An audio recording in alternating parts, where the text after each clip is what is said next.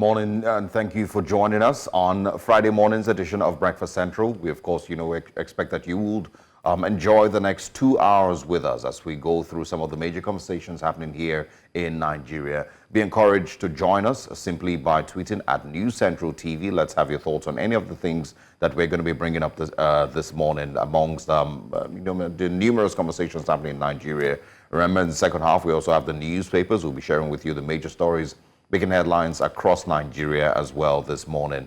One of the things, of course, that we'll be talking about is the Edo State elections. It's coming up tomorrow, and so there's loads of talking points surrounding the elections, how important it is that the people of Edo State have a free, fair, and seemingly credible elections. All the players that need to come, active in order to ensure that we have a free, fair, and credible elections. The responsibility of INEC, the responsibility of security agencies, and the responsibility of the candidates to ensure that the people of Edo State vote right and, of course, get the candidate that they voted for, amongst many other things that are coming up this morning. Again, of course, welcome to Breakfast Central. Olive? Yes, indeed. Thank you very much for joining us. It's the 79th United Nations General Assembly, and President Bola Ahmed Tinubu will not be attending because he has to attend to pressing domestic issues at home. He's, of course, had his Vice President, Kashim Shettima, go instead to represent him at ONGA. My name is Olive Emodi. Thank you very much for joining us. For the next 2 hours, we're looking at some of the biggest political stories happening across the country, even again as we count down to the elections happening tomorrow in Edo State. Remember, the campaigns have ended, so now it's time for you, with all the information you've been armed with in the past few weeks, months, days, to go out in your numbers, go to the polls, vote, and choose your candidates. There's something that I find. Typically, a number of people who complain about an administration, whenever I hear them complaining, and this happened as recently as 2 weeks ago, somebody was complaining about the administration, and I said to the person, who should you vote at the elections? And the person said, I didn't vote. I don't believe in elections. I said, so if you don't believe in elections and you don't go out to vote, how do you think that you can then install the leader that you want? And the person says, elections don't count. And I get the sentiment that people share, or the sentiments people have when they express that. I understand how they feel, because in a number of times they feel like the votes have been tampered with or the process has been manipulated. But I do not think that you're well within your rights to speak out against a certain administration if you in no way contributed to exercising your right to vote. So if you did not vote, if they are showing you shege, premium shege, you have to endure it and not complain, because at the end of the day, you had a chance, and you didn't take that chance. Yeah, I mean, you make a fair point. But in most elections, not just most elections, in every election, not everybody votes. And that includes even those who are of voting age, above 18 and have no actual excuse. A lot of people, of course, still abstain. It's always part of the process. We're always excited when we see the number of people who have collected voters' cards, for every election in Nigeria. But we realize that the number of people who actually participate in the election, sometimes about 50% of those who collected their voters' cards. In 2019, in the elections in 2020 elections in Edo State, I beg your pardon, the number of people who got their voters cards were 1.9 million. Oh, no, the numbers have actually increased this year. I think they're almost 2.2 million. I think we have roughly 370,000 people who haven't, 300-something thousand people that haven't yet collected their PVCs, and unfortunately. The point is, in 2020, we had 1.something million, but people who voted, about 500,000-600,000. In 2019. So there's always going to be that factor, but you still have to make a strong point that if you could have participated and you chose to abstain because you don't trust the electoral process, then you really should not be complaining, when eventually elections produce who they produce, because you could have changed it. You and every other person who could have voted, could have changed it, know that. But another thing to keep in mind is, I feel like we've gotten a few steps ahead, but there's still so much work to do. And this is where it is. Aside the fact that we continue to encourage INEC to do its utmost best to ensure that the elections are free, fair, and credible, INEC, security agencies, and every other factor that needs to come into play, I feel like we still haven't gotten the part where we bring the best quality of candidates forward. It's always almost between the devil and the deep blue sea. And that is because the whole leadership recruitment process is flawed right from the start. From the political parties themselves, the kind of characters that make up these political parties, the people that eventually produce as their leading candidates, all of that is already flawed. And so by the time you eventually present these candidates, and it's not peculiar to Nigeria, it happens everywhere in the world, even in the United States currently, the two leading candidates, everyone can see that, okay, these are not the best quality of persons that should be leading America, but this is where we are. So that part, is very, very important here in Nigeria as well. So when you have, candidates that aren't necessarily the best quality, you eventually, of course, end up between the devil and the blue sea, and then you then have to face, INEC, face security agencies, face those who, of course, want to buy votes, face those who also want to sponsor violence during the elections. It's a complete mess. And I think that we also have a lot of work to do when it comes to voter participation. And I think the work that we have to do regarding voters' participation might not yield results maybe in these elections or in these elections. It might be in the next one or in the next 2 cycles. Yep. But the work that we need to do involves going to the grassroots. And grassroots is, going to inform them, teach them. I think that we should also make teaching students about governance mandatory. I know they teach government, but the way that we were taught government, I don't know what the curriculum and the syllabus is like, but basically teaching them political awareness, voter participation, teaching citizens' rights. I don't know if there's ever a subject to citizens' rights, but finding a way to infuse it in the syllabus so that citizens feel that pride, if not for our generation. Well, let me not say not for our generation because we still have a long way to go, but basically to encourage participation in the younger generation as well. Yeah, I agree with that as well. One of the things, that, from what you're saying, citizen participation is important, but there's also the aspect of that, that you can point out to say, okay, what's the reason we have low participation? Why don't a lot of people feel the need to get involved with politics? Why do they feel like it's safer to exclude themselves from political conversations and political participation? Many people would argue that politics has failed them in Nigeria. The whole idea of politics has failed them. It has not provided them with the quality of life that they expected that it would provide them. And so they would rather just abstain. And so, there's fault on both sides. The people need to be more aware. The people need to be more aware of how important it is that they participate. Yeah. But at the same time, you can't blame them when they, point out those aspects of it, that the people who have promised us development and promised us a better life for the last couple of decades through politics have repeatedly failed us. And so we would rather not even be a part of this, mess. We'll just continue to fend for ourselves. And you think that it's only the underserved communities that are not as involved in political conversations? I was exactly, even the elite. The conversation I was having with someone, the person is not an underserved member of society, but the person just felt, I'm not interested. I don't care about. You can't force everyone to be interested. It would be nice if everyone participated. Really nice. It would be nice. Yes, people would argue that if we had a lot more women participate, for example, in Nigeria's policies, Nigeria's elections, we would definitely have more numbers to elect more women leaders, and that's the reason that we don't have those type of conversations, with the candidates, because we're not, when we do not have those numbers of women, for example, of the, physically challenged people, of the entrepreneurs. You cannot now ask a candidate what he will do for women. So those conversations don't come up, because candidates are not now made to realize that, okay, I need to value the vote of women. I need to value the vote of the entrepreneurs. I need to value the vote of the working, age group. Those things don't come up. In America, you hear things about, black votes and Latino votes and, entrepreneurs and women and all of that, but we don't have that. And so we need to increase those numbers somehow, some way. All right. But yeah. Let's share our top stories this morning, and after that, we'll bring you breakfast headlines. CBN reintroduces cybersecurity levy. The numbers have changed slightly. We'll be bringing what the details regarding the story are. Edo decides. Police reassures voters of safety for those who have voiced concerns. Over 35,000 cops have been deployed to Edo State. NLC president cautions federal government over terrorism charges. And civil society groups task INEC on electoral laws. We'll be reviewing the newspaper front pages as we do every morning, and you have a chance to be a part of it when we open the phone lines. All these and more on Breakfast Central. And now let's bring you the news.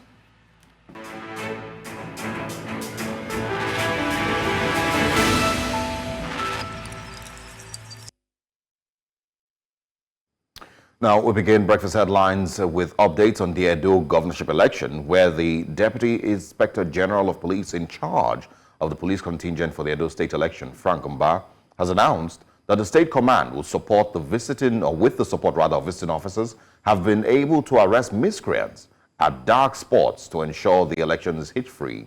Mba said the force had deployed adequately for the election, saying that the police would work with their sister security agencies to provide security during the election.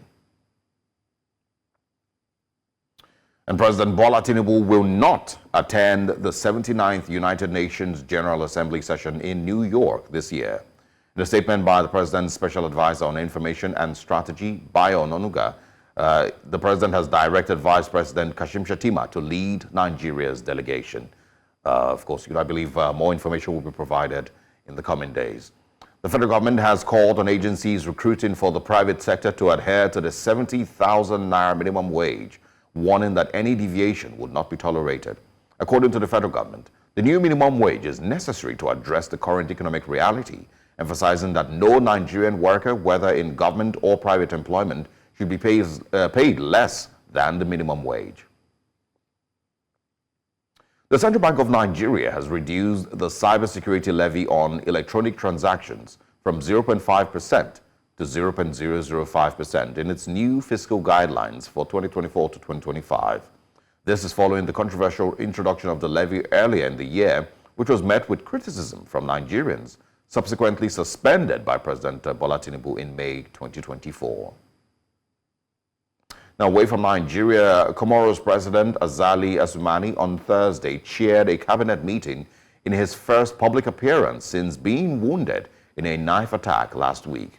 The 65-year-old president had not been seen since September 13th when he was wounded by a soldier during the funeral of a religious leader in Salimani Isandra on the outskirts of the capital, Moroni. And that's all at this hour. We, of course, will continue with Breakfast Central with our top stories. But, of course, stay with us. I am Osaogi Ogbonwa.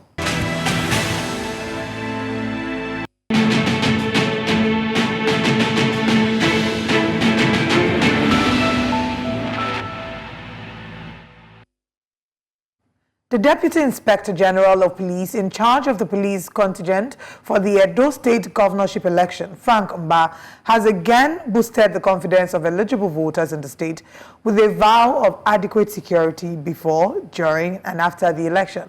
DIG Mba gave the assurance at a press briefing held at the command headquarters in Benin City, the Edo State capital. News Central's correspondent Austin Azu brings us details. As the Edo State governorship election inches closer, it appears attention has shifted to the police readiness towards ensuring adequate security in the 4,519 police units and 192 ward collation centers across the 18 local government areas of the state. If there is not enough security, the whole place there will be anarchy, there will be a problem everywhere. So with enough security, we can forestall those people who might envisage problems. So I quite appreciate that there is security everywhere. Well, for now, I think I have confidence in them from what I'm seeing in Benin City. Though I have not traveled to other local governments, so I can't speak for what's happening in other local governments or other senatorial districts. But from what I can see within the city center, I think they are ready. We will not be experiencing much glitches around here, but I hope what they are doing here, they are replicating in the interlands and the interiors. Meanwhile, the Deputy Inspector General of Police in charge of the police contingent for the Edo State governorship election, Frank Mba, accompanied by other top police officers, is here to address the media, observers and other critical stakeholders about their level of preparation during, before and after the election. Provide a level playing field for everybody. We will be politically neutral. We will be professional. We will enforce the laws strictly, firmly, but politely. We will hold people accountable when they infringe on the laws. We will make arrests where necessary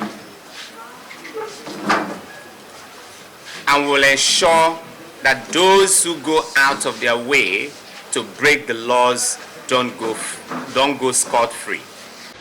While reassuring the about 2,629,025 registered voters of adequate security, the DIG said the force has deployed troops on the land, air and water to protect and provide surveillance within the state during the election on Saturday.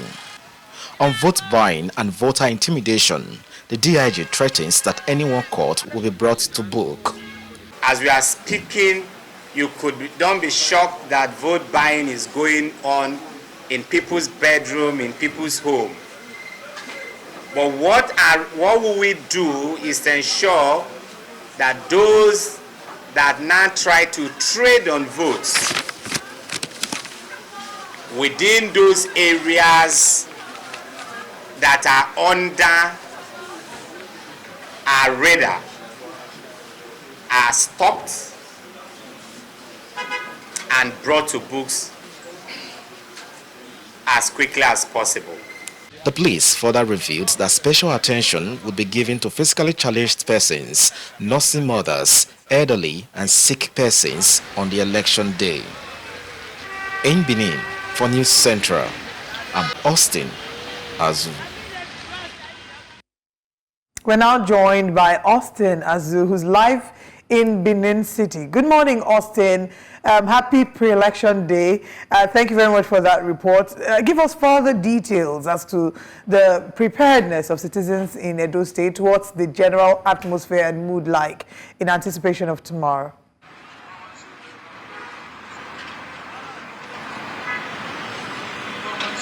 Good morning. Here we are currently at Ring Road. You can see the busy movements of human and vehicular movements, and not only that, you can as well depict the atmosphere this morning, because you can see that everyone seems to be going about their various duties.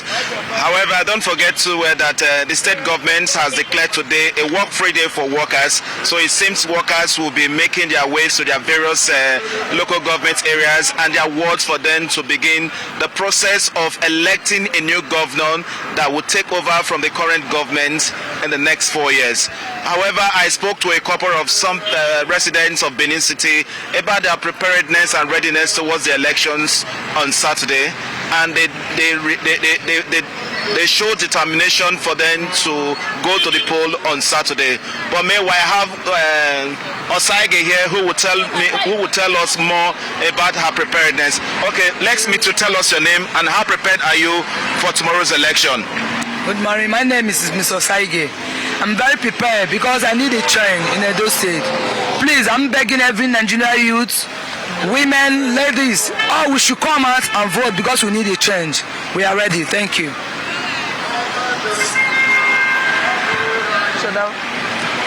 So we need a change in Edo State. So we have been suffering for the past 8 years. So please, we need a change. Me, I'm going out there, me and my household, to go and vote. Okay. Thank you very much. I wish you the very best of luck. All right, from what you just said now, it means that she's determined to go to the poll on Saturday to go and cast her vote.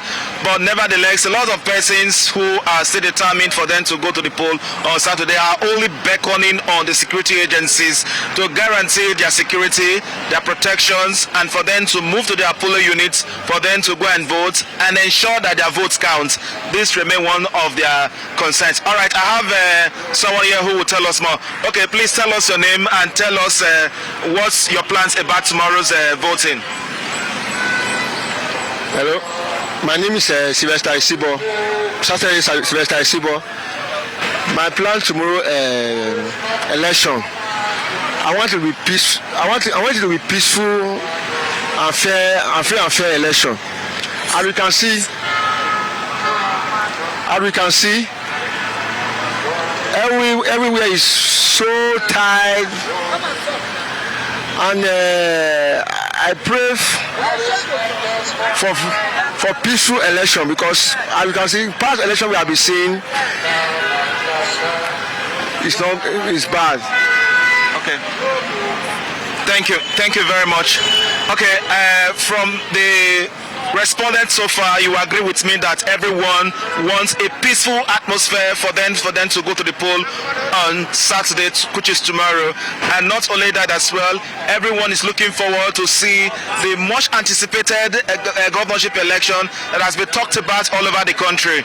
As we speak right now, a lot of persons are coming into the state, and not only that, security personnel, observers are already in the states already. So the test seems to be tensed up in terms of participation for tomorrow's elections here in Edo State, across the 18 local government areas, and across the 192 wards, and across the 4,119 polling units here in Edo State. Austin, tell us a little bit more about security and the preparedness of security agencies in Edo State. We saw the report that you put together, and of course we could see the police spokesperson there. We also saw policemen with high-powered machine guns. We saw, army officers as well.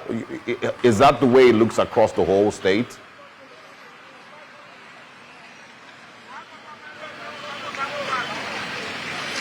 Well, at the moment where we are, which is the capital right now, we are getting signals across the states that the security personnel has been deployed across the 18 local government areas, both the marine security personnel and the Air Force. But nevertheless, we have over 35,000 security personnel deployed for this exercise. So obviously, according to what the DIG told journalists yesterday, they are confident that they have the necessary manpower to secure the entire state and to ensure that the entrance and exit of Edo State is properly blocked to prevent anyone who will come into the state as from during the elections, and to ensure that nobody invades the restriction of movement that is going to be imposed from 6 a.m. to 4 p.m. tomorrow. Talk about, I can see the police in that vehicle. This is, I don't know what you have seen on ground. Have you seen a lot of police officers? And do you get a sense that the people of Benin, the people of Edo State, feel the same safety that the police has assured and tried to communicate? We hear that 35,000 of police officers have been deployed to ensure the smooth and safe flow of the elections. But do you get the sense that the citizens feel that security that is being communicated by the police?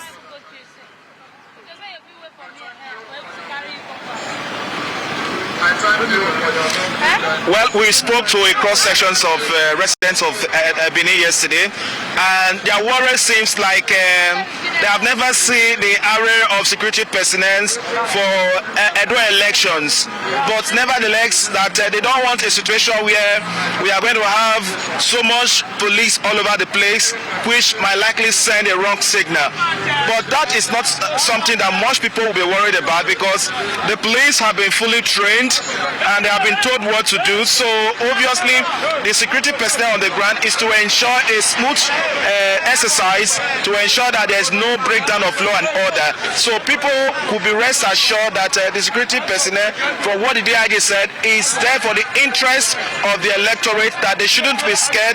And of course there have been a show of force in the state capital and neighboring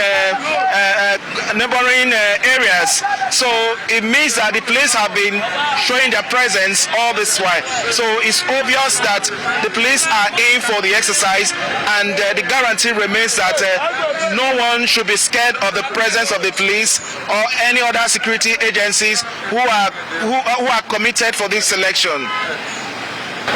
And of course, I'm sure you're also in Benin with loads of members of the press. Tell us what the experience has been like for journalists, and of course, has the environment been welcoming from both INEC and security agencies and the political parties and everyone, who journalists have needed support from?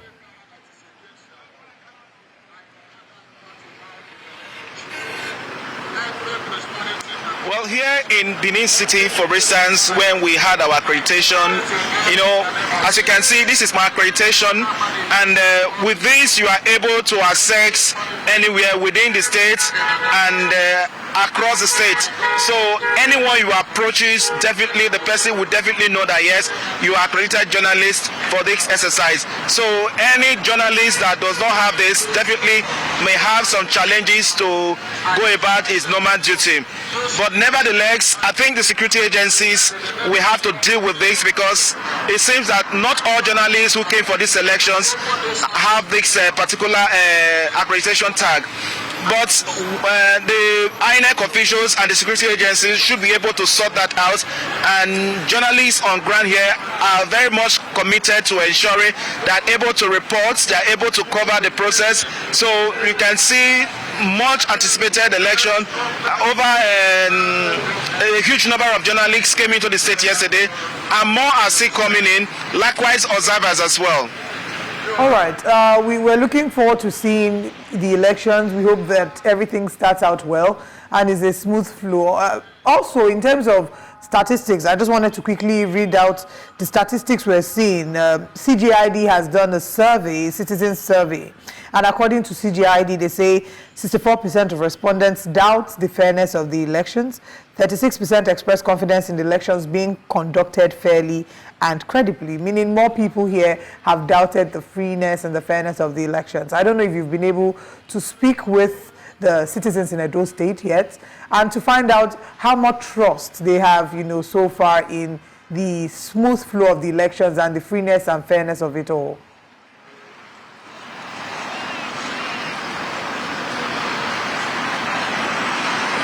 Well, like I said earlier on, a lot of persons have confidence in the security agencies.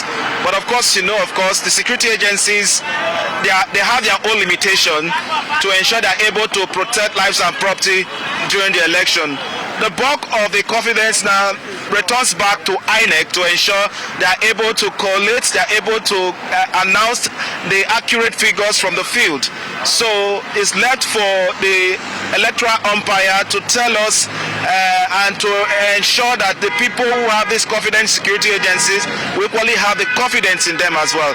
So we look forward to have a cross sessions of respondents who will reassure us, who will tell us if they have confidence in INEC to ensure they're able to tell the residents of Edo State that yes, this is what they got from the field, and this is what they are giving out this is what they are giving out in terms of the numbers. So Nazu, thank you very much.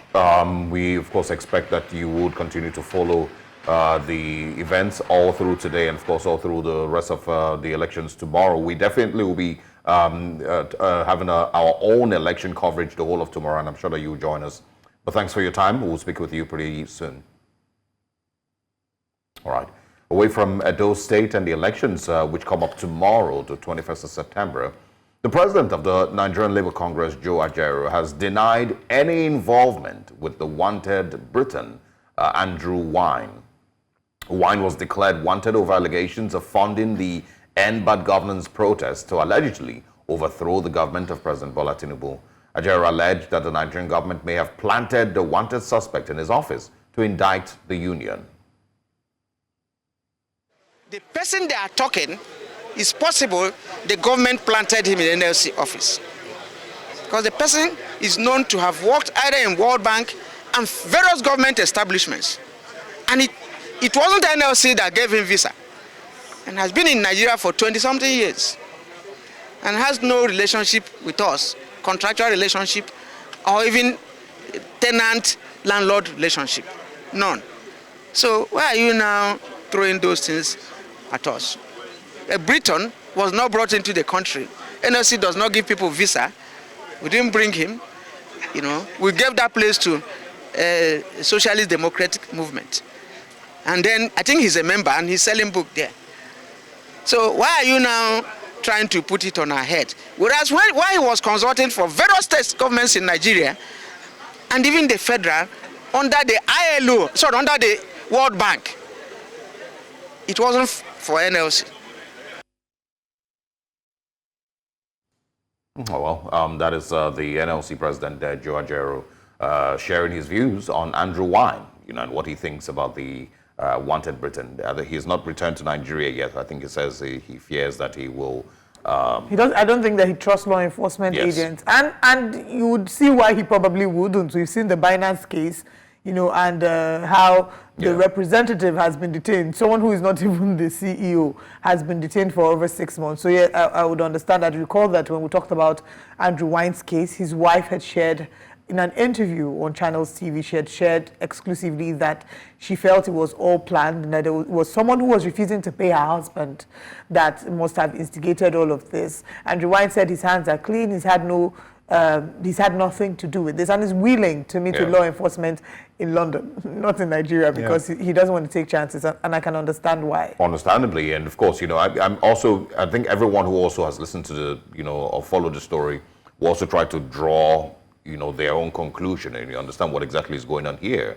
You know, is he also connected to those End Bad Governance protesters that were picked up across the country or not? Or is he a standalone accused person? Is he also going to be accused of treason and the same things that these protesters have been accused of?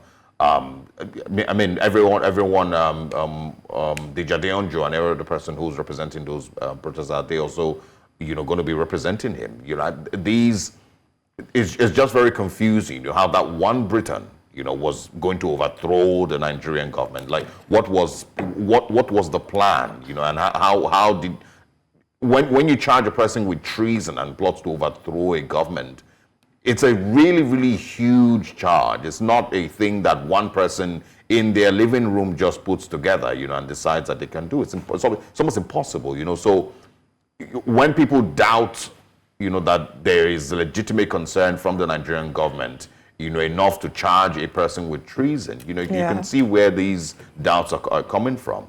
But, I mean, it's left for the Nigerian government to prove beyond reasonable doubts that Andrew Wine wanted or planned or attempted to overthrow the Bola Tinubu administration. I think also another thing is indicative of the trust that citizens and non-citizens have with law enforcement agents. If it was a situation where you trust that they will do proper investigation, when they find out what the situation is, they would follow due process. Maybe people will have more confidence to be able to turn themselves over to say, oh, I have nothing to hide. Let's have a conversation. We've seen what has happened with Tigran Gambarian of Binance, who's been in detention for months upon months, and, you know, it just feels, a number of people feel like it's, because remember when Binance issue came out, they said, oh, it's Binance that is affecting our economy. It looked like the moment they eliminated Binance from the conversation, the economy and the currency will immediately pick up. Well, it hasn't. Very true. Anyway, we'll go on a very quick break, and when we come back, we have more conversations this morning. Stay with us.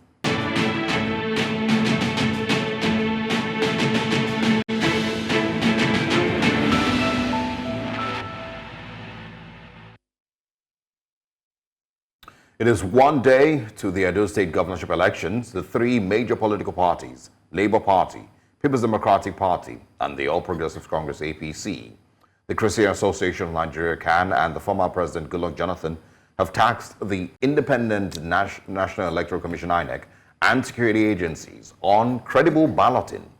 The call came as fears of violence marring the election heightened yesterday, with suspected thugs clashing as INEC distributed sensitive election materials. Meanwhile, the chairman of the All Progressives Congress in Edo State, Emperor Tenebe, has accused the Edo State governor of working with suspected military personnel to undermine the upcoming state governorship elections. Tenebe accused the governor, Godwin Obaseki, of protecting some suspected thugs allegedly responsible for the murder of a police officer on July the 18th and planning to use the suspects to cause mayhem during the upcoming polls. Joining us this morning, on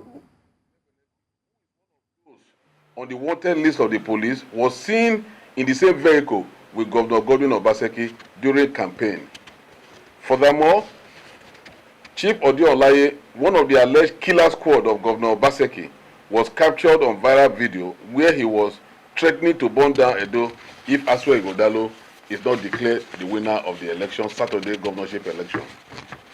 4, we are also aware via the intelligence gathering that Governor Obaseki is working with some army generals aimed at undermining legitimacy of the election.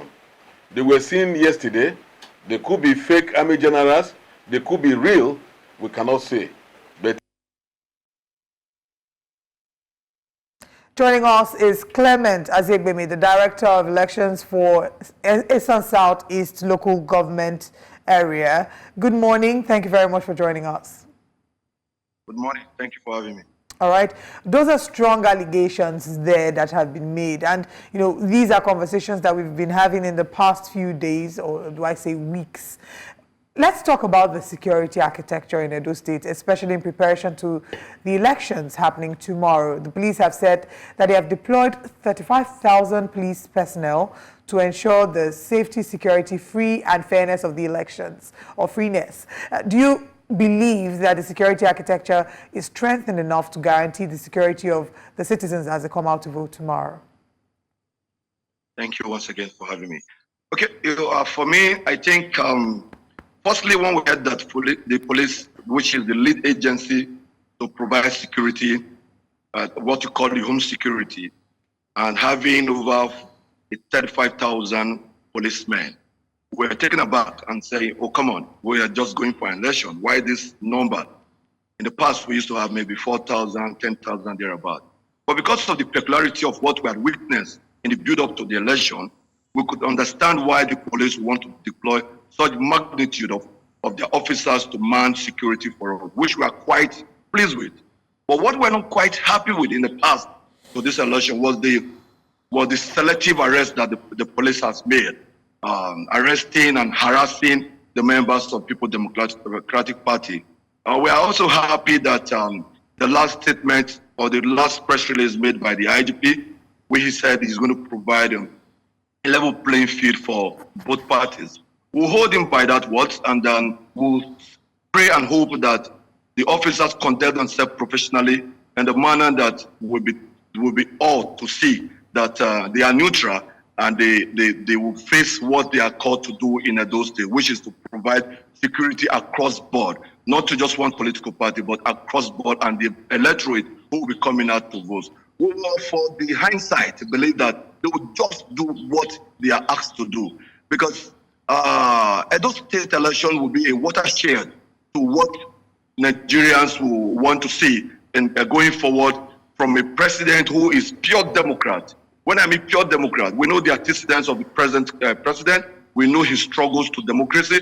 And from what we have seen, he has, a lot of actions coming from his end has greatly undermined those principles that he stood for.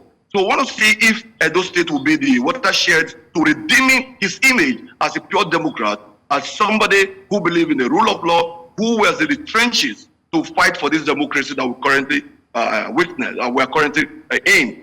As for the allegations from my elder brother, I know him very well, the state chairman of APC. He was with us in PDP. Those are weighty allegations. You can imagine how people abuse institutions. He said if they are fake generals or if they are real generals. And I think the Nigerian army will hold him to that account. You cannot make such a laborious allegations against an institution that we are so proud of, that hold its integrity. They were the one who were touting the federal might against us, that they were going to be federal might. Some have even said they've written the results already. It's just for Saturday to come up and they declare. And we say, okay, that's not possible because this is Edo. You see, people don't understand when we say Edo is not Lagos or Edo is not like other states. Remember, if you know your history very well, this is the hallmark of civilization. This is where civilization began before the colonial master came in here. So we know what we are saying when we say we are not like any other state. You ring election here, there will be a problem. You can't ring us out. Where we are strong, where we know we win, then you come in and ring it out with federal might, it will work. So we are saying that we are happy with the numbers of policemen. If they want to control it, we don't have a problem. But they must operate by this standard, setting up security institution to support voting, to ensure that there is no intimidation and harassment of the voters. You saw what happened at the INEC office. It wasn't the PDP supporters that tried to undermine the process. It was APC. Nigerians and all over, you are a journalist. If you do your investigative journalism and you come up with your report, you will know that we know those who have paraded themselves as lions and tigers in our state. It's not Edo State. It may also interest you that our governor, the outgoing governor, Nokaise Obaseki, has institutionalized discipline in Edo State. Gone are the days where you used to have non-state actors taking charge of affairs in the state. That has gone. We don't have that again. You have a decent environment where people do things decently. And that is why we are looking forward that And also in Gudalo and Oge, we amplify that aspect of governance. Just to be clear, Mr. Isaac, kindly hold on. People go about their business. Yeah, kindly hold on. Just to be clear, you know, okay, we can't have conversations that sound like we are still campaigning. You know, it's no longer, we've gone past the time to campaign. What we're trying to discuss this morning is really just the... Thank you for drawing those back to campaigning. Yeah, we're just trying to discuss the details surrounding the election. I would like that you speak, you know, on INEC itself, you know, and of course, you know, the report that was done by CJID, you know, that shows that, you know, a large percentage of people do not trust in INEC's ability to handle a free, fair, and credible election. That report was done, you know, like about a week ago. But before that, I just want to clarify, the current administration has charged 10 people with treason, mostly because of the End Bad Governance protest.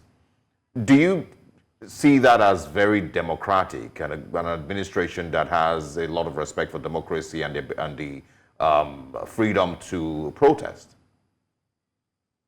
Not at all, my brother.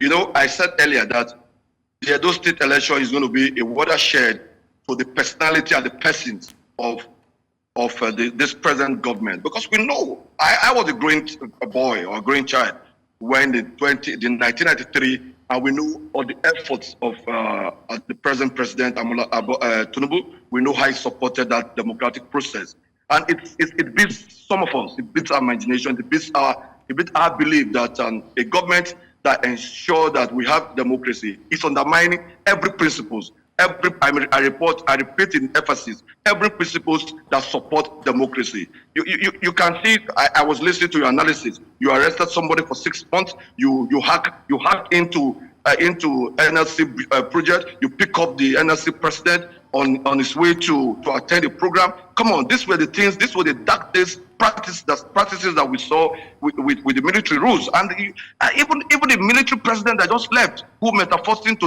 a civilian, didn't display this kind of high-heartedness. So hold on. You know, the point that I'm trying to, you know, I was hoping to make is, you know, that the things that you're speaking about now are currently happening. You know, the NLC president has been charged also with, you know, treason.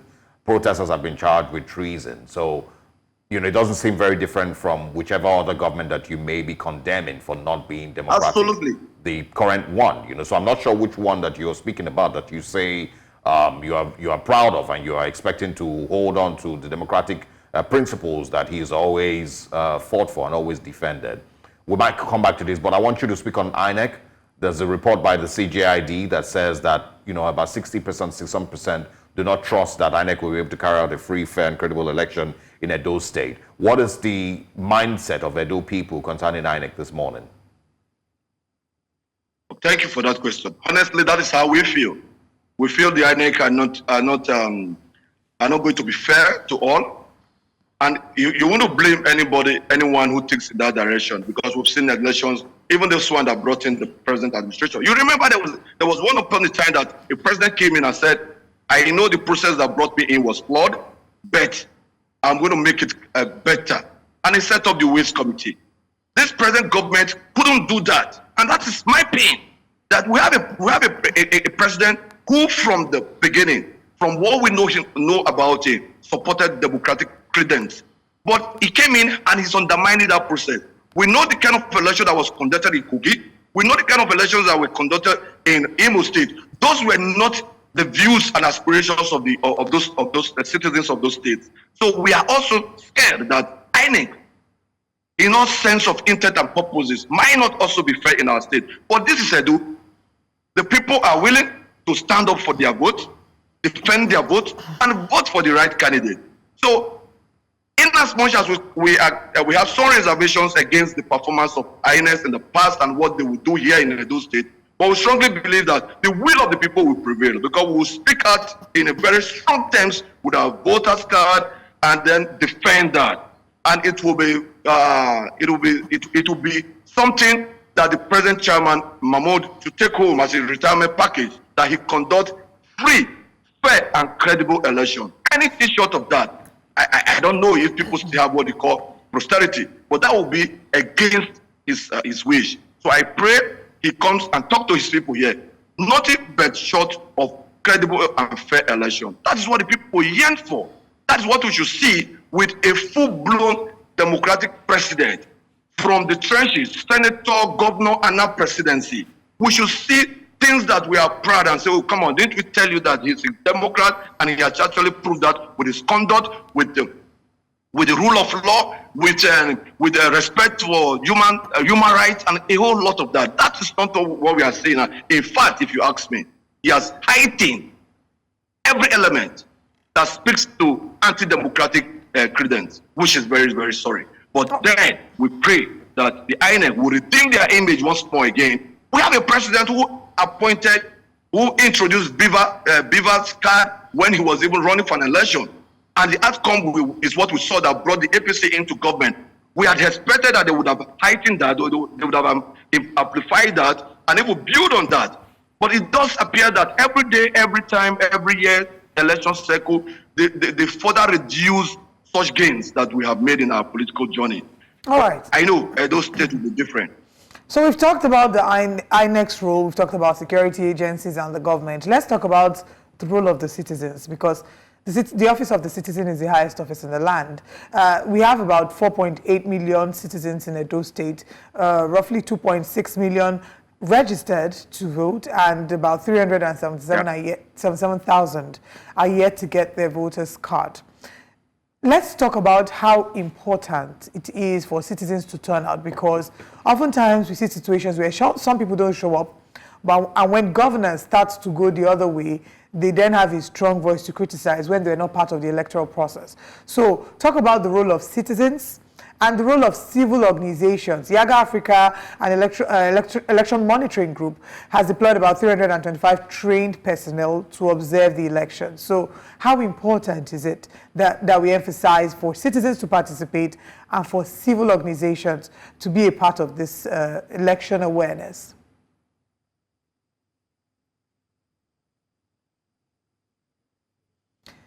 All right.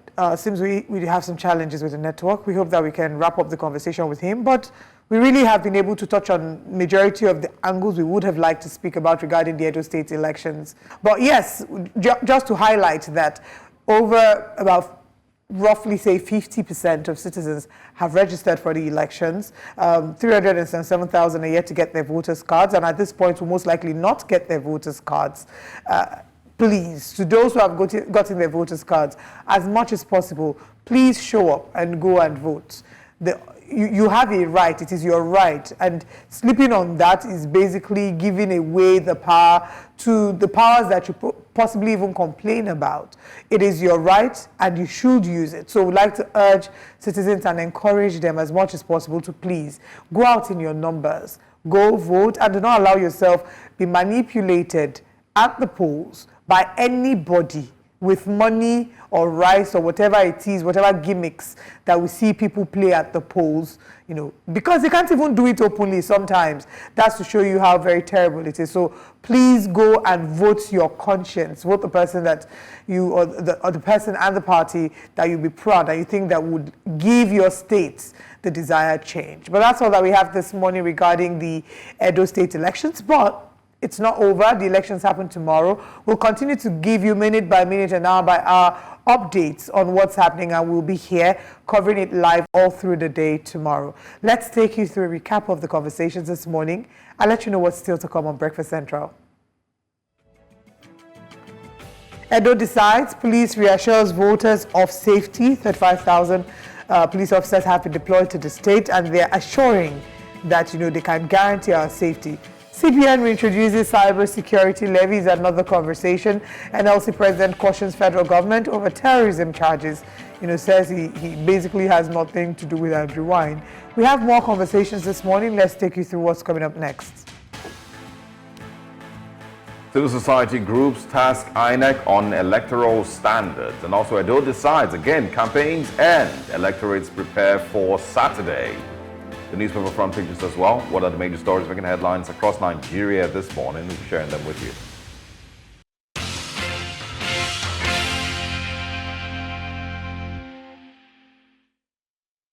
And now it's time to find out what major stories are making headlines across Nigeria this morning.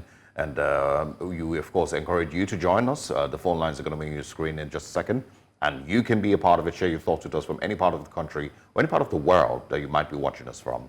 Let's kick off this morning with the Punch newspapers, I believe. Should be on your screen in just a few seconds. The big one there says, military mans state boundaries. EFCC goes after vote buyers.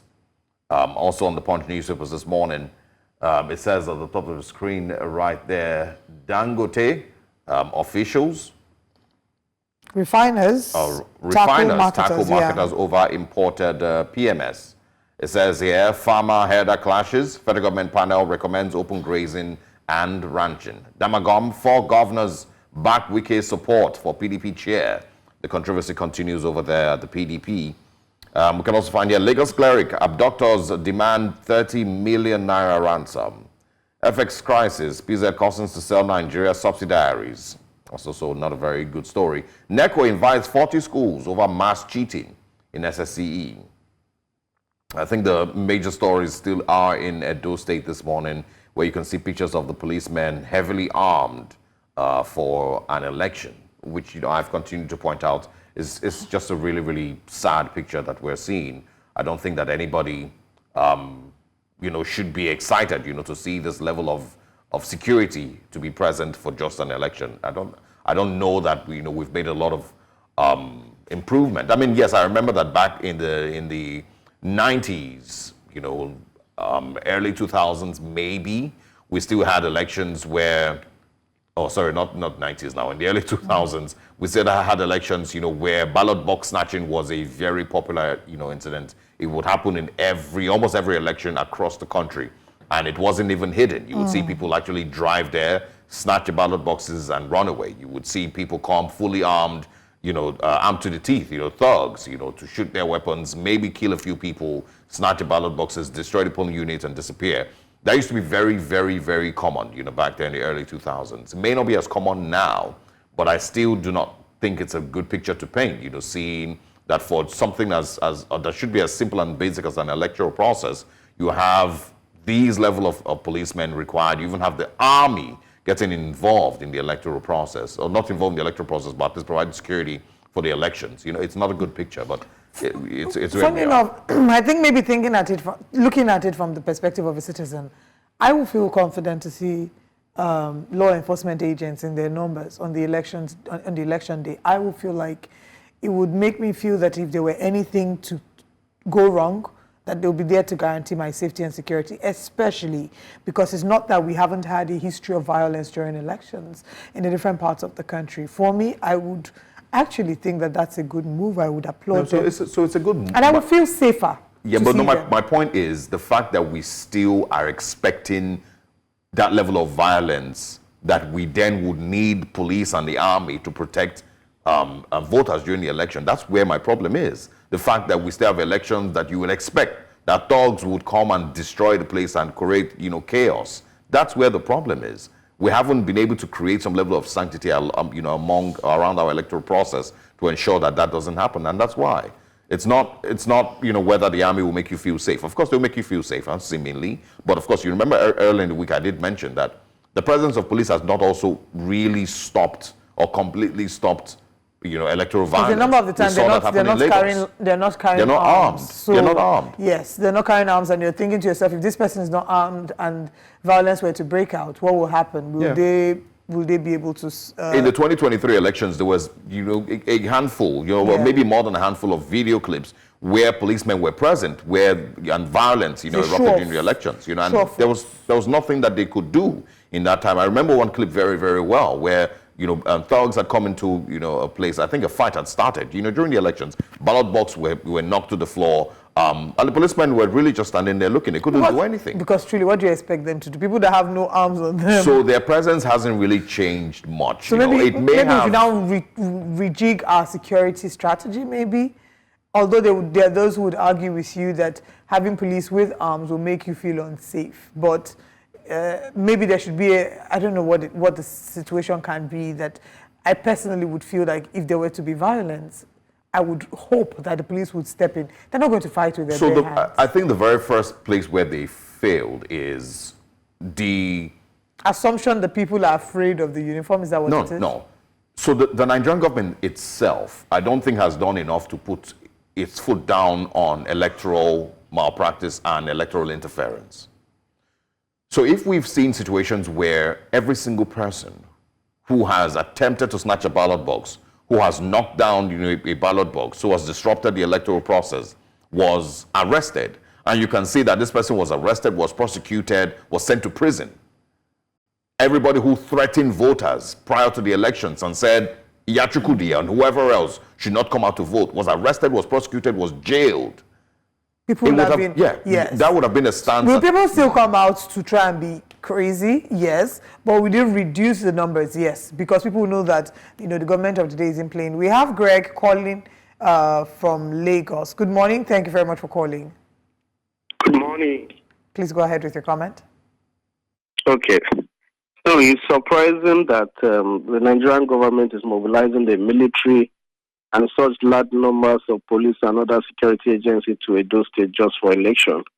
While we have insecurity across the nation, especially in the north, people are engaged in illegal mining of mineral resources across Zamfara, Plateau, some parts of Niger State and other states in the north. The government does not see reason why they should take charge of the mineral resources in the north and bring it to the national coffee as the oil resources is done in the Niger Delta. But they are only interested in going after armed protesters, and they are only interested in the elections because all the political class in Nigeria are interested in is state preservance. They just want to keep themselves perpetually in power and oppress the downtrodden, which is really, really sad. All this, the military and police and other security forces in Edo State right now, why don't they send them to Zamfara, where banditry and terrorism is going on? It's really sad. I'm guessing they're also doing that as well. Yes, I mean, I do believe that they're doing that as well. Yeah, but the degree or the magnitude of it is what would ask. But, the pooling of 35,000 policemen, just for Edo State would definitely reduce the policemen that are available to do other things. And the worry is, I'm hoping that, okay, I shouldn't probably say this. Let's go to another newspaper. Yeah, let's move to another paper. All right, away from that, our next newspaper this morning, we should be on the screen shortly. Let's take what the headlines are. The Nigerian Tribune. On the front page of the Nigerian Tribune, cracks widening in PDP over a plot to remove Damagum. And we see Adamawa governor declare support for acting national chairman. I stand in PDP's constitution, Governors Forum, Adeleke says.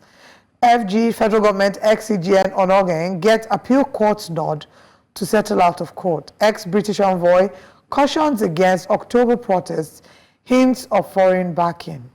Tinubu cancels United Nations General Assembly trip, Shetima to represent him. Ekiti debunks reports of mass failure in 2024 Common Entrance Placement Examination. Still looking at the Edo gubernatorial elections, heavy security ahead of polls, 35,000 police officers, 6,433 NSCDC men, soldiers, EFCC on ground to ensure hitch-free poll. INEC asks parties, candidates to comply with Electoral Act. Can holds prior session for smooth election. Government declares today work-free day. We have Tony Eze calling from Benue before I take the final stories. Good morning, Tony Eze. Thank you for calling. Good morning.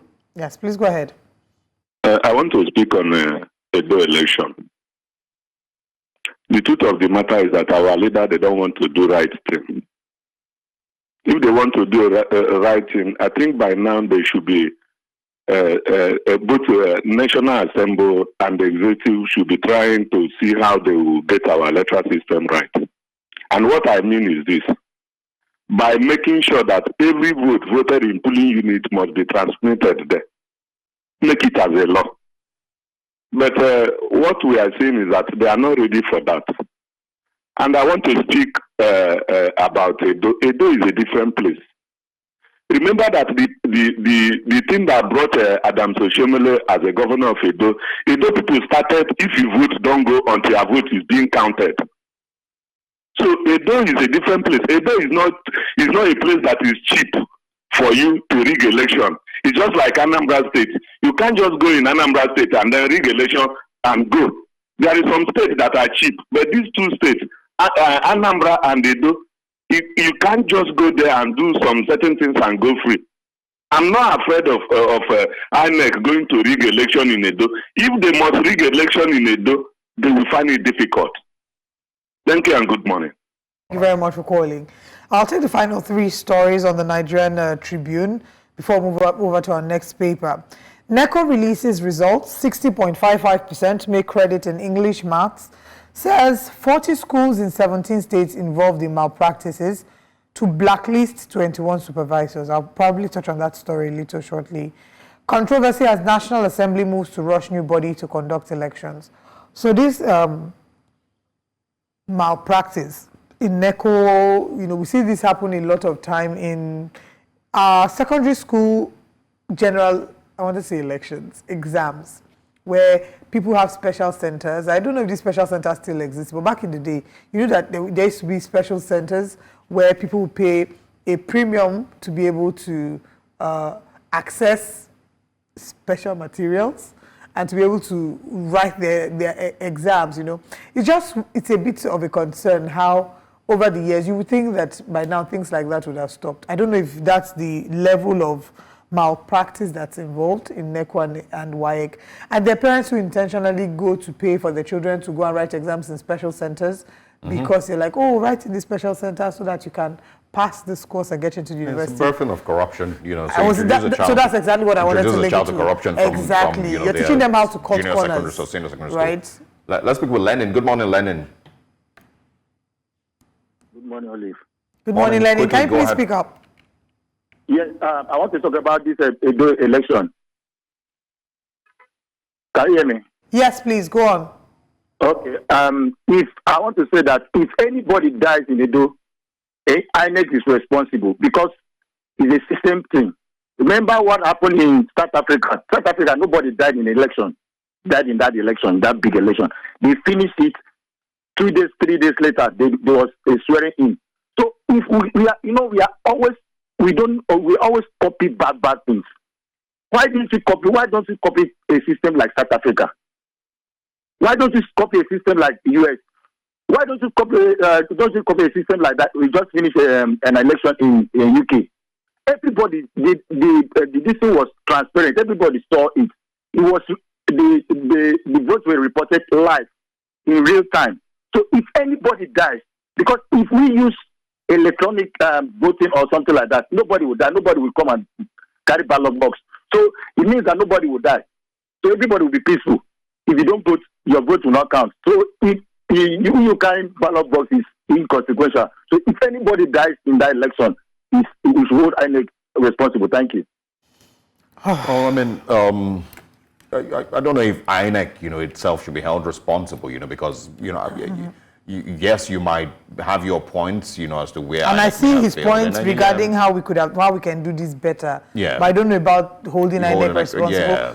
In fact, we are hoping that nobody dies from the elections. Absolutely. I was just thinking while he was on the call, what level of mental conditioning needs to be done to the average Nigerian thug who, is paid 10,000 or 50,000 or 5,000. I'm not sure how much they pay them to go their life on the line. Exactly, and disrupt an electoral At the last process. elections, my estate here in Lagos, or my former estate, thugs, literally, like the estate had to fight away thugs because the thugs came with bottles and all this. Yeah. They came with equipment. I don't know what to call those ones. They're not guns, right? Or weapons. Weapons, yes. Yeah. Thank you very much. They came with weapons. Good thing is the estate saw them from a bit of a distance and everybody literally ran to the gate and held the gate, closed the gate, and they were throwing stones across the gates at the thugs. So it's something that seems to have been almost, it's a norm. Everybody just expects that thugs will try to fight, thugs will try to interrupt. And yes, what is it that gives them the confidence to be able to put themselves at risk like Just that. the confidence, It's because you know, it's the impetus, because they know that there aren't strong repercussions. Yeah, well, there's that. A few weeks ago, our correspondent, Bernard Akedi, was attacked by thugs. The Nigerian police assured us that investigation will be done. Till date, nothing has been done, even though their face was caught on camera. We have Chooks calling from Lagos. Good morning, Chooks. Thanks for calling. Please go ahead. Good morning. Good morning. Good morning. Please go ahead with your... Okay, I want to talk for the election. You see, what is going on that in Nigeria is corruption.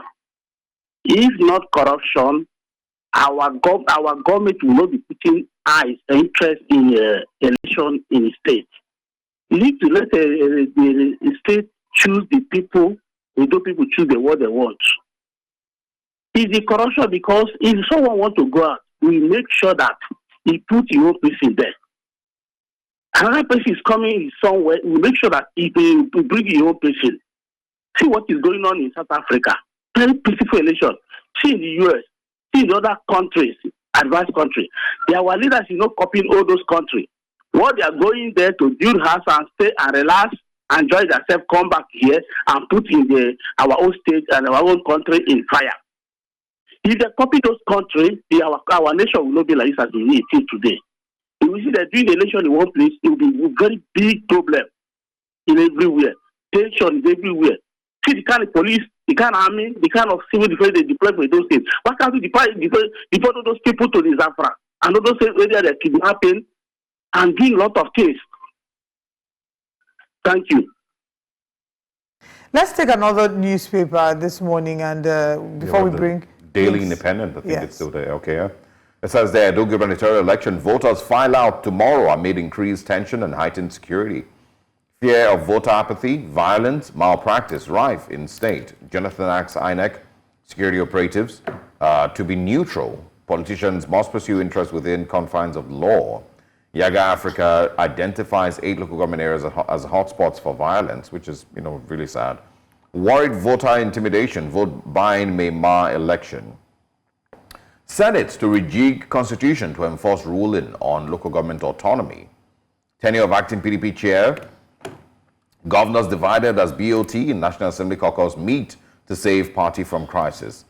Bottom of your screen there, VP decries bureaucracy, seeks synergy among regulatory agencies. Ex-British diplomat warns against October protest, hints at foreign backing. We can also find here, unlawful sack appeal court OKs, out-of-court settlement between federal government and former CJN. Well, once again, I'm guessing that is Walter Onoge that we're speaking about. Everyone still remembers the process through which he was ousted as the Chief Justice of Nigeria. Henry, good morning. Go ahead. Hi, good morning. Hello? Go ahead, we can hear you. Okay, good morning. My name is Henry from Abuja. Okay, this morning, I want to talk about the Edo election. You see, it's very worrisome that the political actors in Edo don't want to play by the rules, especially a governor, the chief security officer of the state, who on their grand rally said that the election is a do or die. How can a governor, this is the same governor that cajoled these people not to sign the peace accord? This is so worrisome, and you see, and he's making the tension in the state go very high. Why can't political actors, if you've worked for 8 years and you say you've done very well, allow the people to decide? Stop overheating the polity. Tomorrow is the election. I just pray. I'm not hopeful, but I just pray that Edo election will be peaceful. The governor is so desperate. It's written all over him. He should allow people to go to the polls and vote, and allow the political actors to talk to people. Let them vote for whoever they want. That's my take this morning. Thank you very much for joining us. I think the desperation is, across all the 3 major parties. The rest of the 14, power 15 parties now, you may not. I think there's just one female candidate even. But the desperation, you can almost touch it amongst the 3 major parties. Maybe in particular the two most popular parties, APC and PDP. But the statements that have been made definitely have continued to heat up the tension and build up to the elections. And the little details here and there that have occurred also. The campaign season, even in the build-up to the election, right from the very first, the start, more than a year ago, when the deputy governor back then got into a problem with Governor Obaseki. There's just been so many details, in the lead-up to the election. But again, like I said in the start of the week, it is politics. And one of the things that frustrates me, and I think frustrates everyone, is that you do not see this level of desperation and interpret it as people who are so passionate about fixing Edo State. They love Edo State so much. They love the people of Edo State so much. They are so passionate about wanting to see the state thrive. Unfortunately, you don't get that same feeling. The feeling that you get, and it's not just in Edo State elections general across the world, but this is the latest one. The feeling that you get instead is these people want access to power and resources. It's a feeling that you have. You don't hear from what they say, and if you listen to their campaign speeches, they're not speaking about the things that they want to do with healthcare and education and roads. Not all of them. Maybe one or two might be, but what you hear mostly, is just different campaign rhetorics. One of them, if you remember during the campaign, was even saying, oh, the other candidate's mother is Igbo. Then there was a back and forth about who has children, who doesn't have children, who has wife and who doesn't have wife. And I think that the way that, and these are valid points that you raise, and the ways that in which we can fix this is to ensure that in our electoral structure, we make debates mandatory. I mean, in the coming years, we can make debates mandatory for aspirants. And Nigerians also need to be involved. Citizens need to be involved. So if somebody comes and is reading to you his manifesto, his plan for turning around the state to the land of milk and honey, you are taking notes because that's your KPI. And if that person comes back later, because what they do is, as they're leaving, they're looking to replace themselves with their proteges. We see it happen all the time, the ones who will shield them or who will be their source of power, extending themselves in government. So we know that this person in the first few years, you said, or first 2 years, when you were coming, you said, these are what you've done. After 2 years, Oga, how far? We have some sort of a town hall meeting to go over your KPIs. And if we had strong houses of assembly around the country, then these executive leaders, the person of the governors and the presidents, will know that if they don't sit up, the house can, exercise its power to be able to kick you out of office if you don't do what you need to do. So we need to be able to hold leaders to account. Things will continue like this if we don't demand for more. Demanding for more would require involvement, ensuring that we rejig our current election infrastructure to ensure that, one, debates are mandatory, and two, town hall meetings where citizens, and it's not the one that you come with a prepared script. Citizens will ask you one-on-one questions, and then we'll stop having rubber stamp assembly members. So honestly, it's a multifaceted problem. I'm going to go back to what we started, the show with this morning, when we're talking about, involvement of people and how important it is that people get involved.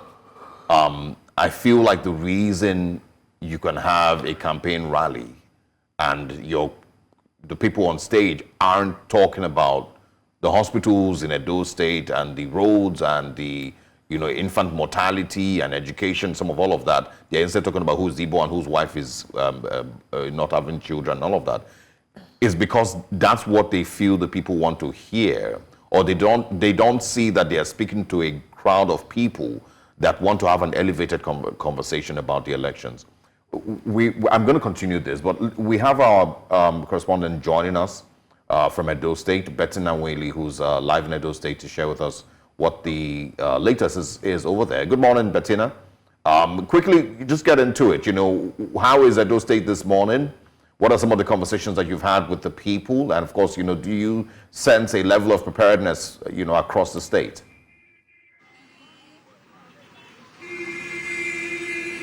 Well, Edo State seems very calm and business as usual is going on. As you can see, we are at the market at Ring Road, and everybody's just going about their business. But I do know that they are ready for a government change. A couple of people have been talking about the bad roads in the state and how the present government hasn't done anything about it. So they are hopeful that by the time this new government enters, something will probably change, just like Nigerians keep hoping in Nigeria. But for now, there is peace and calm in Edo State. We hope that the peace and calm continues all through. But another part I'd like us, to emphasize from what you've seen is the security, because that has been a big talking point in this year's elections in Edo State. So how have you seen, how many, I know you can give us exact numbers, but have you seen a lot of security personnel? And does it inspire a feeling of safety among citizens in Edo State?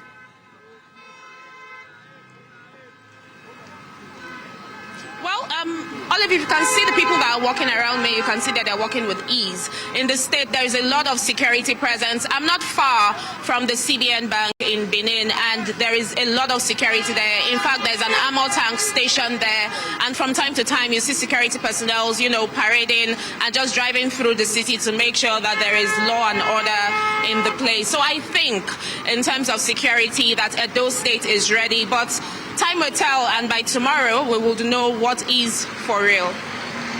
Okay. I mean, the conversations that you've had with people, have you spoken with any of the residents in Edo State? And, do you sense, that people of Edo State are really, really ready to vote? We see that out of 2-something million people who have been registered to vote, there's still about 300,000 who haven't collected their PVC. So have you spoken with residents? Are they really ready to vote tomorrow? So let's find out from residents in Benin City. Good morning, ma. What's be your name? Omosefe. All right. Omo, you don't collect your voter's card. You don't ready to vote tomorrow? Yes. Yes, I don't collect my voter's card. Okay, so what do you expect from tomorrow? Anything they worry you in terms of security? You they fear, say, if Kasalafi bust for here, or you they very, very calm, say everything will go well? Everything will go well, because the security, they're very tight, and election not be by violence. May everybody all come out with a voter's card, vote in peace and go home, more wait for the results. I not pray may any bad thing happen, because nobody pray for bad thing. I just pray may everything goes smoothly, the election, may anybody not die, may everything else go away, and we wait for the results. All right, thank you very much. May you get better day. Osarigo, you've heard it from the lady. There's a lot of security, and she's hoping that tomorrow will go well without any form of violence and without any fatalities. All right, we certainly will be having you join us again, if not for our show, but for subsequent bulletins, to give us update on what the situation is like. So far, it looks peaceful. Thank you very much, Bettina Nweli. We hope to have, better news and updates regarding Edo State elections. We do not want to hear of any violence. We hope that the peace continues. We'll go on the break, and when we come back, we'll be shining the light on the Edo elections. Stay with us.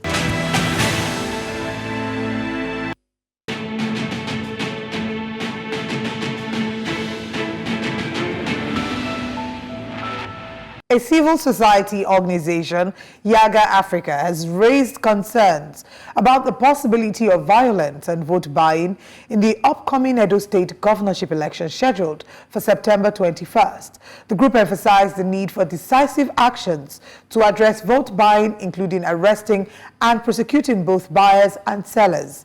The group also expressed concerns that voter inducements through cash, gifts, and food items by politicians may compromise the election's credibility. The group urged political parties, candidates, and supporters to refrain from vote buying and respect the secrecy of the ballot, ensuring Edo State voters can choose their preferred governor freely. Now, all eyes are on the Edo elections as many Nigerians continue to raise concerns of unfair electoral process. Now, joining us is the Senior Communications Officer at Yiaga Africa, Mark Amaza. Good morning. Thanks for joining us. Good morning. Thanks for having me. Good to have you. I think we probably should just start with talking about INEC, and the concerns that citizens have with the ability of INEC to carry out a free, fair, and credible elections. We've had a long history, where this is coming from, and of course the 2023 elections didn't fix, any of that fear. But tell us about where we are today with that. Well, that's a very good place to start from. And you're right, we're hopeful for a better elections in 2023, especially based on the Electoral Act 2022, which addressed a lot of the concerns from previous elections.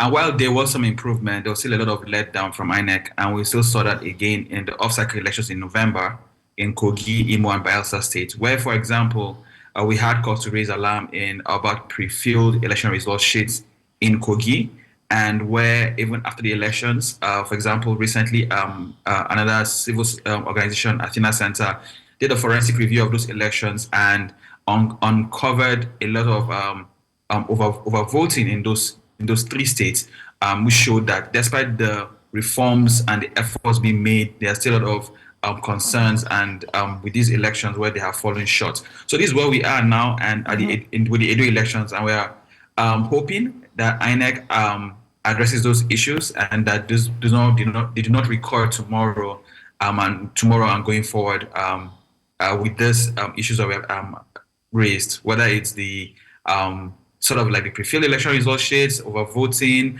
irregularities, all of those things that are put in place to check there. I mean, whilst we're introducing, we did talk about some of the concerns being raised about voters being manipulated at the polls with cash gifts and other things that may lure them. You would agree that now is a very difficult time. The past week, months, past year has been a really hard one for Nigerians in terms of trying to make ends meet financially. What are the possibilities that would be a factor that would further encourage bribery or manipulation at the polls for those who are maybe looking for food to eat and someone has just promised them rice and in exchange for a vote? How likely is this going to be a challenge? Unfortunately, it's going to be very, very likely. What we have seen again and again is that our politicians weaponize poverty, where, like you pointed out, it's been a very difficult past few months over the last year. And they take advantage of the situation it didn't start last year, to be clear. Take advantage of the situation to offer, to induce voters to vote for them. And it's rather unfortunate because when this happens, what the politicians and parties are telling voters is, we do not have confidence in ourselves delivering good governance. And then the feedback is a lot of voters will collect what they can now because either they don't have and they do not believe that the politicians will keep to their promises. We may sit down here and pontificate about the need to not sell votes and whatnot, but unfortunately, like you mentioned, a lot of people will rather just take what they can today rather than hold out for a tomorrow that may not come because they have a history of broken promises. However, it's also good to point out that vote buying is not just a moral issue, it's also a criminal issue. And like you pointed out in your newspaper review earlier about the EFCC putting in place mechanisms to arrest those who are caught vote buying, that's where the law needs to come into act, to apprehend those who are buying votes. We have seen some uncanny moves by politicians where they now try their best to induce voters before the election day, go on campaigning. We have noted in our election observation reports where they are now inducing voters days before election, even weeks before. But again, where vote buying is seen to occur, to happen, those persons need to be apprehended. The persons buying votes need to be apprehended and prosecuted according to the letter of the law, according to the law, so that it sends a strong message that this is not allowed. But ultimately, our politicians need to deliver good governance because that's one thing that will break this cycle of vote buying, where they can weaponize poverty in our country. Yeah, but I mean, it almost then sounds like a chicken and egg situation, because if you don't, have the good governance, then people will have trust in the electoral process. If they don't have trust in the electoral process, they will not be able to bring forth, good, leaders. So we might just continue going on, in this circle, and we might need to make a decision and say, okay, this is the one that we need to do first. As citizens, we're way more than the leaders. So maybe citizens need to actually be the ones to step up first and decide that they are going to, take more seriously the electoral process, ensure that they pick candidates who will actually provide better governance for them. But then you get into conversations on how well informed are people to make those decisions on good governance. Many Nigerians are still going to vote based on tribe, going to vote based on money, like we just mentioned, on political lean. It's a mess. Tell us, now about voter apathy and where we are with it. 2020 elections, had about 1.6 or 1.9 million people registered, and just slightly above 500,000, votes that decided that election. 2024 is a lot better, but do you think that we're seeing more people get involved with the elections now in Edo State? Our concern is that there will likely be a low voter turnout, and we've raised the alarm weeks before, not just so that to encourage stakeholders to intensify efforts to turn out to get voter turnout. And that decline voter turnout, just like what you pointed out, a declining faith in our process and governance. And it's really sad to see that happening again and again. Yes, I agree with you about all you said regarding may not be a chicken and egg situation. It's a matter of trying to solve many problems together, and I believe you can work and chew gum at the same time. We're in a situation where increasingly voters get disenchanted because, one, when they see elections, what they don't consider to be credible, and most importantly, when they see situations where governments they have voted for have not delivered on promises that they made, they get disenchanted and they now stay back from the process, which is not the best response, to be honest, because unfortunately, the more people get involved in elections, the likelier that elections will get better. Our staying away from elections does not improve elections. In fact, it makes it more likely that they will lack credibility. It's easy to twist the election results and twist the process. And there's a lot of work that we need to do in trying to get more citizens involved, not just in election, but in democracy as a whole. Elections is an important part of democracy, but does not make democracy over by itself. We need to have people involved, like you mentioned, holding governments accountable, getting political involved with political parties, forming citizen groups, and whatnot. It's unfortunate in all of this conversation we always have around voter turnout that the biggest beneficiaries of votes are themselves not seemingly concerned by low voter turnout, and that's the political parties. We do not see efforts by political parties to go out and get more people to register to vote and more people to turn out and vote. Because, and here's the thing, when there are more people voting in elections, the margin of lead in those elections is wider. It means there are more votes in play and available for the political parties to benefit or to get. But yet, that has been left for mostly civil society organizations, to INEC, and to do what they can to get people to turn out and vote. And we're hoping that this election bucks the trend of declining voter turnout in Edo State from 2016 and 2020, and we'll see a higher voter turnout. But so far, we have noticed that apathy, first of all, based on a lack of faith in the process, declining faith in the disenchantment with governance, and also those threats of violence and a tense environment that you've been mentioning earlier. All right. Is it maybe a sweet spot to look at the fact that a large number of people, I think about 85% of those who registered for voting, registered for the voters card, have collected their voters card? Is that something that is a good look? Is that something that maybe excites you about the elections? Well, it increases hope for a high voter turnout. It's good that there's such a large number of this large percentage of persons, of registered voters who have collected their PVCs. That increases the hope that they can come out and vote. But then we'll wait until tomorrow and see if this number, all of this number ideally will turn out and vote, or best of all, a very, very large portion of it. The last election in Edo State in 2020 had a 24% voter turnout.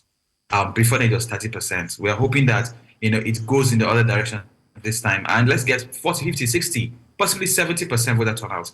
And because it now will show that citizens are really taking advantage of this opportunity that they have to decide the leadership of their state for the next 4 years.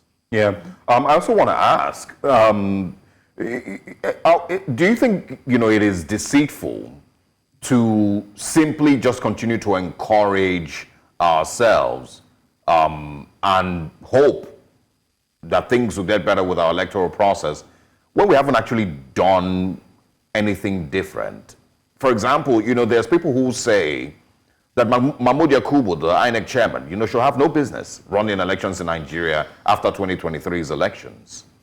And so if you have those same people and the same processes and the same lack of trust that occurred in 2023, where 1 minute it is necessary that votes are transferred electronically, and then the next minute it doesn't matter anymore. You know, the Constitution doesn't, you know, require electronic transfer of results. So do you think that it is deceitful to continue to just hope and have these conversations when we haven't actually done anything different to ensure that we see a more trustworthy electoral process? I disagree with you that we're only banking on hope. It's not just hope we're banking on as Nigerians and as stakeholders in this electoral process. For example, after the 2023 elections, we identified, and I speak for us, we as Yiaga Africa, identified where there were lapses in our election report. And we didn't just put it out there and say, oh, this is where the lapses are. We began to engage with INEC, with the National Assembly, regarding where there needs to be electoral and constitutional amendments to improve the process. And we're not the only ones doing this. A lot of civil society organizations have been doing that individually, and we've been doing that as a collective. So we're not just asking people to turn out and vote with nothing being done to improve the process.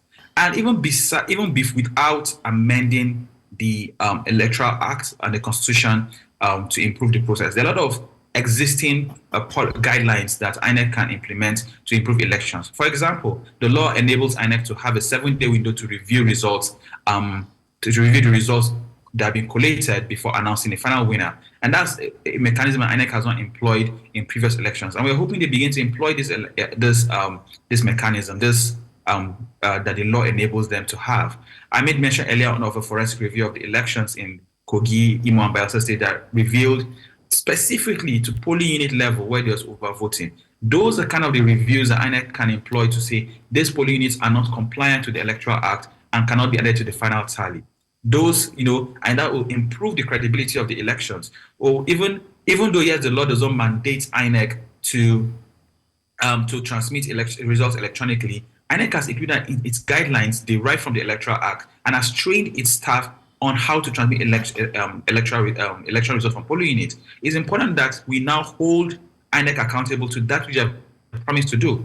And not just transmit only polling unit levels, but even the EC8B, which is a collation center results, should be transmitted and put on the IREV so that citizens can see, because that provides another layer of accountability. So with every election, we always go into it, go out of it, review the elections and saying this is where there are lapses and this is where it needs to be improved. Some are just guidelines, are administrative, some need legal amendments, but all of those engagement continues to happen because reforms is not just an event. We do not want to keep waiting until the eve of the general elections and then begin to scream from the tops about what changes need to be made. But since we now have opportunities of off-cycle elections, we have one in Edo now, tomorrow. We have in Ondo in November. We have another one next year, another off-cycle election next year. All of these need to are opportunities for INEC to keep improving their processes and for us to drive home the need for necessary reforms that will now be taken in these elections. Yeah,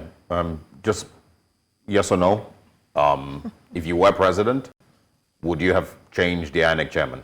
No, I will not have changed INEC chairman because it's not just down to one person. It's also down to a system. Yeah. It's down to the processes. And it's not a vote of saying whether he has done excellent or not. But if you do not reform the entire process and keep improving it, one person alone will not make fair point. You not do All right. Fair point. Thank you very much. Thank you very much, Mark Amaza. We look forward to getting updates from Yiaga Africa. Please continue with the monitoring, and we, of course, will be connecting with you all through the day, even after the elections. And now, as we wrap up the show, let's share with you what our top stories of the week are. I think my top story of the week, without a shadow of doubt, would be the drama between the former Kogi State governor and EFCC. Now, Yahaya Bello's drama was really, I saw you shaking your head because I think it was the most unbelievable story that we took this week. The drama of him going to visit the EFCC headquarters, allegedly, according to his media team, sharing the information, EFCC saying he's not in our custody. Not saying he didn't come to visit, but saying he's not in our custody. Then another allegation in the night of the EFCC, of persons purported to be the EFCC attacking his headquarters. I just felt like it makes a mockery of our fight against corruption. Okay. And we had a guest yesterday who said, oh, we shouldn't blame the EFCC. I completely disagree.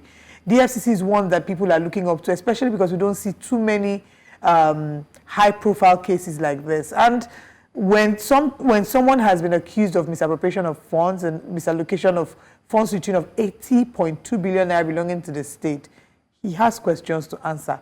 Yeah, I mean, again, like I said yesterday, it is, a complete display of how persons are more powerful than institutions in Nigeria. Because we've belittled these institutions, we've played politics with them, and so they no longer really have a standing in Nigeria, against, powerful politicians. And that's the thing that we need to fix. Our institutions need to be given the power that they have, so that no matter who you are, president, governor, former governor, or president general among the president's nations, wife, whoever you are, you will, be able to, be susceptible to these institutions. I think that's pretty much my top story as well, along with the unity fabric, which everyone has, of course, condemned and said it is poorly timed, poorly thought through, and we should definitely be thinking of more ways to bring soccer to the Nigerian people instead of thinking of fabric. For Saturdays are for weddings, so maybe the unity fabric will also create another opportunity for more people to use it as official fabric for their wedding, actually wedding over the weekend. Thank you for joining us. Remember to continue the conversations with Breakfast Extra starting tomorrow and on Sunday. But of course, we'll be bringing you the election updates all through the day. Stay glued to New Central Television. We'll see you on Monday. I am Olive Emodi. And I am Osaoye Ogbawan. See you on Monday.